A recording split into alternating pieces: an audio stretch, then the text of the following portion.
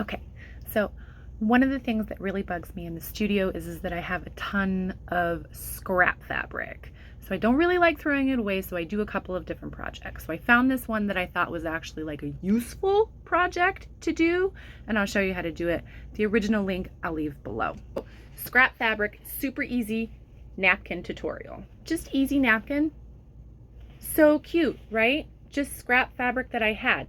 This one is called a self-binding, and I'm going to teach you a really easy technique to do it. It's super duper fast.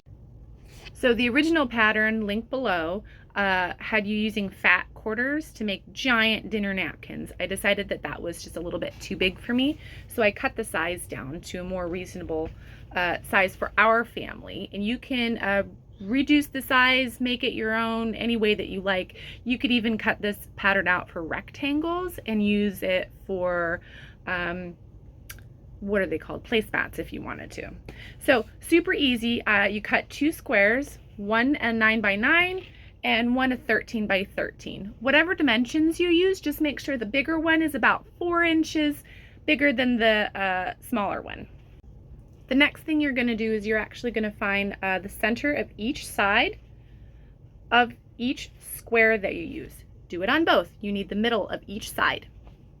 You can use pins or clips if your fingers don't have the dexterity to use pins. If you don't have either of these, find a way to mark it by using a pen, a pencil, fabric marker, Sharpie, whatever you have on hand.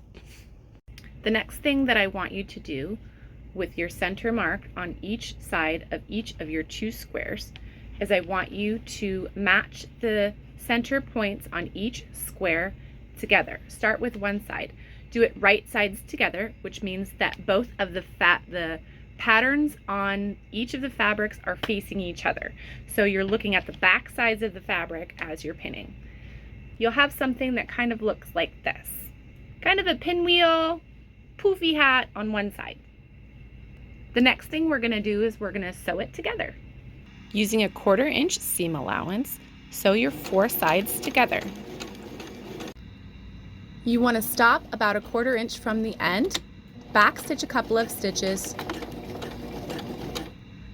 cut off, and go to the next side. As you see here, I've actually flipped my little excess corner piece around so I can sew without it getting caught in the needle. Again, make sure you're back stitching at your corners just to reinforce. On my final side, I left about a 2-inch sewing gap so we can turn this right side out. And if you see here, all of my corners look like little flaps. The next thing that we're going to do is we're going to make our angles. We're going to sew in a straight line at a 90-degree angle to nip the corners off. If you're more comfortable marking these before you start, then mark them. Once you've sewn all 4 sides, it's going to kind of look like this again. Poofy on one side, straight on the other. I used a 1/4 inch seam allowance. Now what we're going to do is we're going to actually nip the corners off. We're going to go about a 1/4 to a 1/2 inch at an angle and nip all 4 corners off. Once you've nipped all 4 corners off, you're going to find your 2-inch gap and you're going to turn your napkin right side out.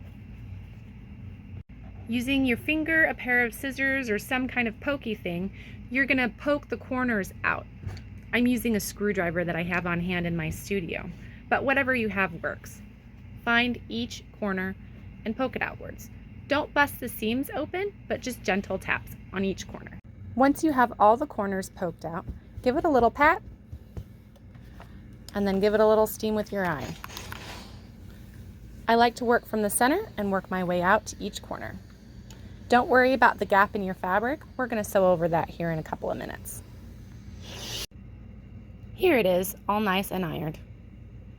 The very last step we're going to do is we're going to sew a 1/4 inch from the edge on the exterior of the napkin.